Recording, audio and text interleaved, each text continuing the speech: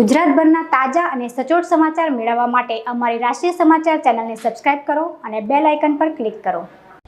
નવરાત્રિને હવે ગણતરીના કલાકો બાકી છે, ત્યારે ગરબા આયોજકો દ્વારા પણ તમામ તૈયારીઓ પૂર્ણ કરી દેવામાં આવી છે।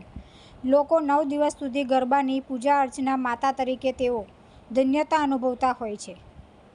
આ પરંપરા સદીઓથી ચાલી આવી છે। આજે પણ ગરબાની અંદર નવી વેરાયટીઓ જોવા મળી રહે છે।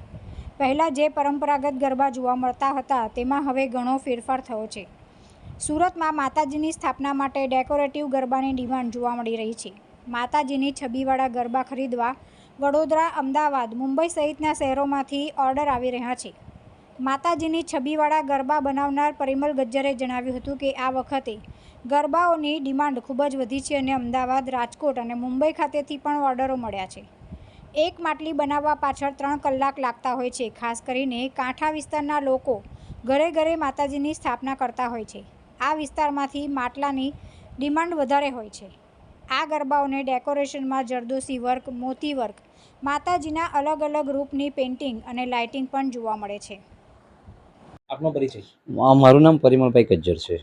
તમે કઈ પ્રકારે માટલી તમે આ વખતે નવરાત્રી તમે શણગારી છે અને શું કહેશો, કેટલા સમયથી તમે આ કાર્ય કરી રહ્યા છો? મારું છેલ્લા 5 વર્ષથી આ કામ ચાલે છે ને હું દરેક વર્ષે અલગ ક્રિએટિવિટી કરું છું ને આ વર્ષે માતાજીની જે ગરબામાં જે આપણી જે સુરતની સ્પેશિયાલિટી છે, જે પાછળ તમે જોઈ શકો છો, એમાં મેં જરદોશી વર્ક કરી છે, પછી ડાયમંડ વર્ક છે, બધી સુરતની સ્પેશિયલ છે તે જ કરી છે। ને આ વર્ષે મારી એટલી બધી ઓર્ડર થઈ ગયા કે મારે હમણાં બુકિંગ ક્લોઝ કરવા પડ્યું ને મારી સુરતની આઉટર સિટીથી બી બહારથી ઓર્ડર આવે છે મારા, અમદાવાદ, બરોડા, બોમ્બે ને હમણાં એટલા બધા ફોન આવે છે કે મારે બધાને ના પાડવા પડે છે। તમે એક જ આ કામગીરી કરો છો કે કેટલા લોકો તમારી સાથે જોડાયા છે? અમારી સાથે અમારું ફેમિલી છે, પછી એટલે 2 ફ્રેન્ડ લોકો જોડાયેલા છે આમાં। કેટલી મહેનત રહે છે આ માટલી આવી રીતે બનાવવામાં? એકચ્યુઅલી કહેવાય છે કે આમાં કેવું કે માઇક્રો લેવલનું કામ હોય છે, એટલે કેવું કે ફેસના એક્સપ્રેશન લાવતા કે 2.5 થી 3 કલાક જાય એક માટલી પર।